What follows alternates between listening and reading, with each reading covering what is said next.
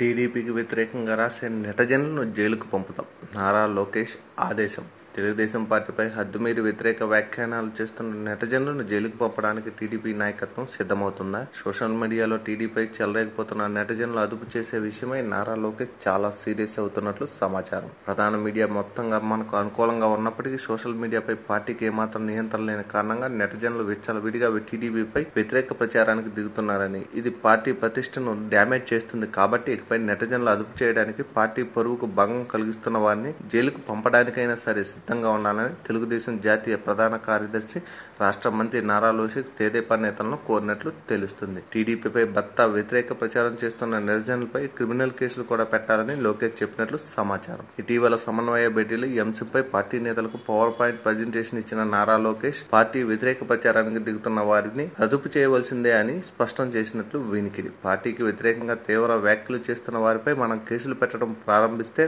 అది ఇతరులకు కూడా గుణపాఠంలా ఉంటుందని లోకేష్ ఆ సమావేశంలో చెప్పినట్లు తెలుస్తుంది. ముఖ్యంగా తాను ఎమ్మెల్సీగా, మంత్రిగా ప్రమాణం చేసిన తర్వాత తనను టార్గెట్ చేస్తూ నెటిజన్లు వ్యవహరిస్తున్న తీరుపై నారా లోకేష్ మండిపడుతున్నట్లు తెలుస్తుంది. జనంతో మాట్లాడేటప్పుడు లోకేష్ తడబాటు, తమ భావ వ్యక్తీకరణ నిపుణతలను గేలి చేస్తూ పెడుతున్న వీడియో క్లిప్పులతో సోషల్ మీడియాలో హోరెత్తిపోతుంది. సాక్ష్యాధారాలతో కూడిన ఈ ప్రచారం వల్ల సీఎం కుమారుడు పరువు పోతుందని టీడీపీ వర్గాలు భావిస్తున్నాయి. 3 రోజుల క్రితం అంబేద్కర్ 126వ జయంతి సందర్భంగా లోకేష్ శుభాకాంక్షలు చెప్పారు. ఇంతవరకు బాగుంది.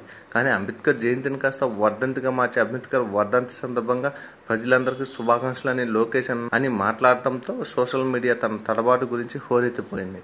ఎమ్మెల్సీగా ప్రమాణ స్వీకారం చేసేటప్పుడు కొన్ని తెలుగు పదాలు పలకలేక తారుమారు చేయడం, గత ఎన్నికల ప్రచారం సందర్భంగా తెలుగుదేశం సైకిల్ గుర్తుకు ఓటేస్తే మీరు ఊరేసుకున్నట్లని తెలంగాణలో పబ్లిక్ గా మాట్లాడడం, మరో సందర్భంలో దేశంలోనే ఏకైక కుల పార్టీ, మత పార్టీ, అవినీతి పార్టీ, డబ్బు యావా ఉన్న పార్టీ తెలుగుదేశం మాత్రమే అంటూ నొక్కి చెప్పడం, ఇవన్నీ నారా లోకేష్ పబ్లిక్ గా చేసిన పొరపాట్లే.